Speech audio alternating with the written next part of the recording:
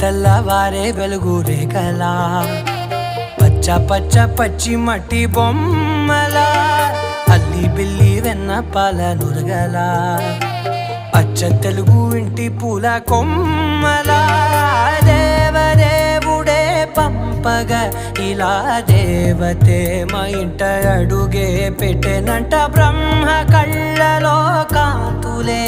మా అమ్మలా మా కోసం మళ్ళీ లాలి పాడేనంట.